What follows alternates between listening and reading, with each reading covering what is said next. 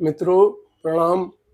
मैं केवलानंद लोहनी स्वामी हरिभक्त आपके सामने फिर उपस्थित हुआ हूँ एक बहुत महत्वपूर्ण अनुभव को लेकर, ताकि वो आपके किसी काम आए।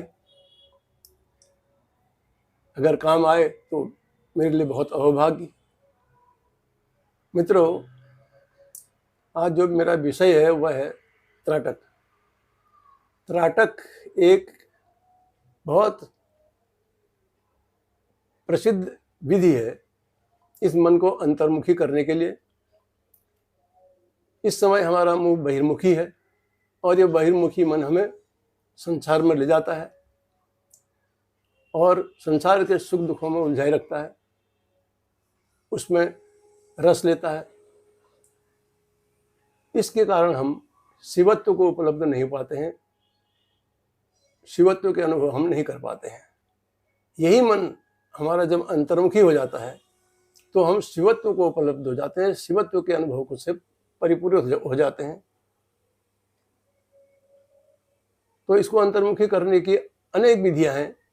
उनमें से एक विधि है त्राटक भी है, जो बहुत कारगर है। मित्रों,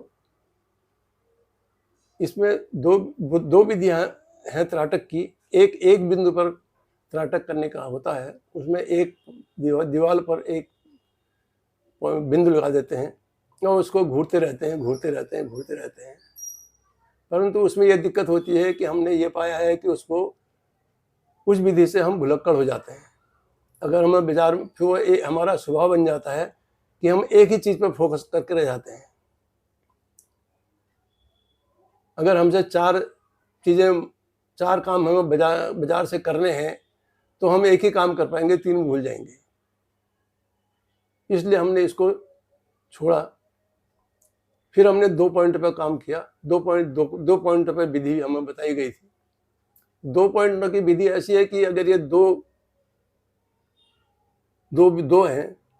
अंगुलियां हैं, इन 2 अंगुलियों को अगर हम एक साथ देखना चाहें तो हम नहीं दे सकते। या तो हमारा मन इस अंगुली को देखेगा या इस अंगुली को देखेगा।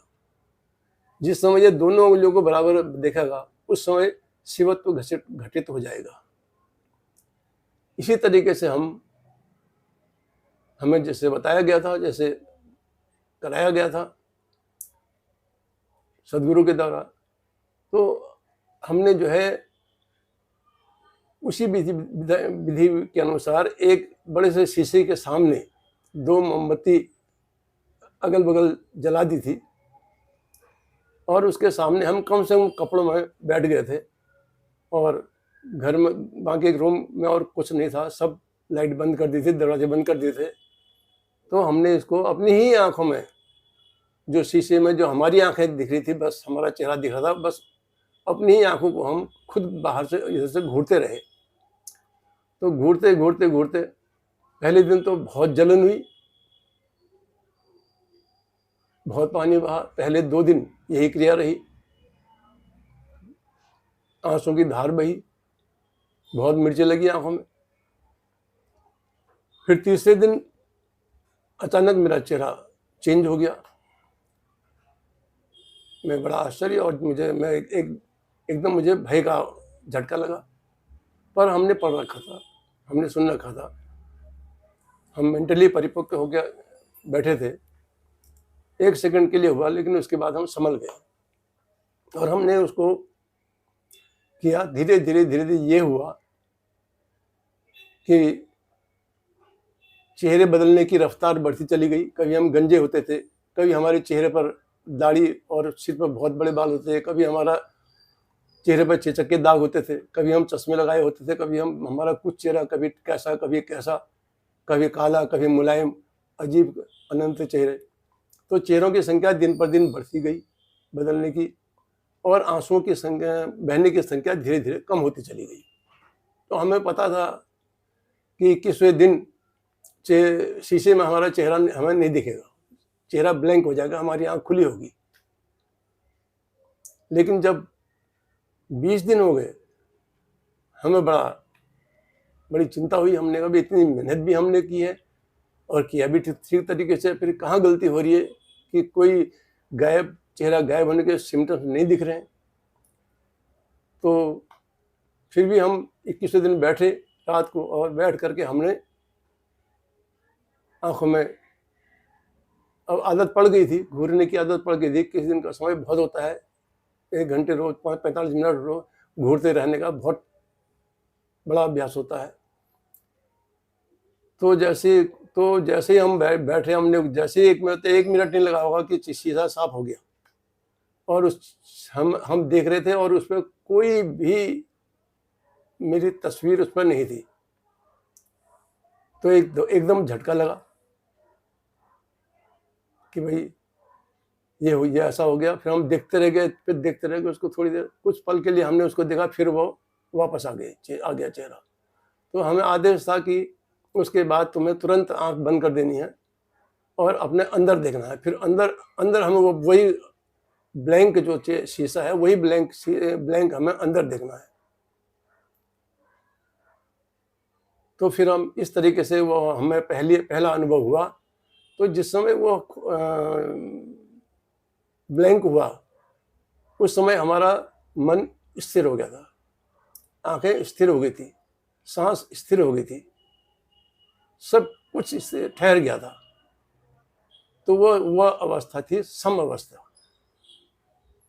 वह अवस्था थी अमन की अवस्था, वह अवस्था थी निर्विचार की अवस्था।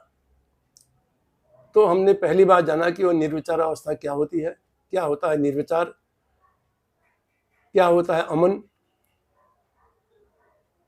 और क्या होता है सम। तो लगभग जो है सारी शास्त्र उसमें खुल जाते हैं। वह सारा शास्त्रों का, सारी गीता का निचोड़ है वह सारा। ये सम अवस्था ही सब कुछ है।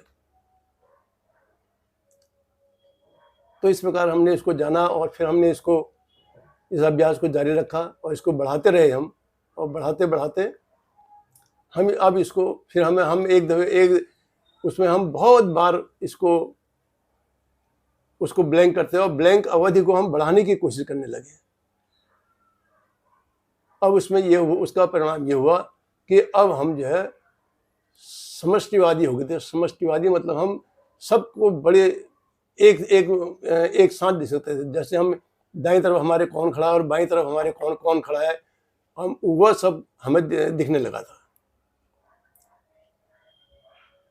हमारा फोकस बहुत फैल गया था, बहुत बड़ा हो गया था। अब हमारे सामने हमसे जो है कोई बात छिपानी बड़ी मुश्किल हो जाती थी। और यही विधि फिर बाद में हमें ध्यान में काम आई, और ये बहुत कारगर विधि साबित हुई, जिसने मुझे बहुत मदद करी है। और वो जो पल होता है, वो है शिवत्व का पल। वो वही पल होता है जिस समय हमारी आंखें स्थिर हो जाती हैं, मन स्थिर हो जाता है, सब कुछ स्थिर हो जाता है, वही शिवत्व है। जब हम कंघी करने जाते थे तो चेहरा शीशे से गायब हो जाता था। इसको ऑफिस में कुछ लिखने की कोशिश करते थे, कोई चीज़ हिसाब किताब, तो वो रजिस्टर गायब, क्योंकि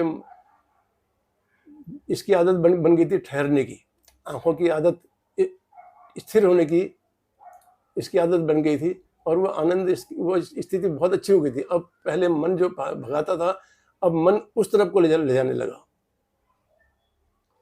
समता की तरफ को उसको मन को रसाने लगा। तो धीरे धीरे हमने आवश्यकता समझ करके हमने इस प्रयोग को रोका,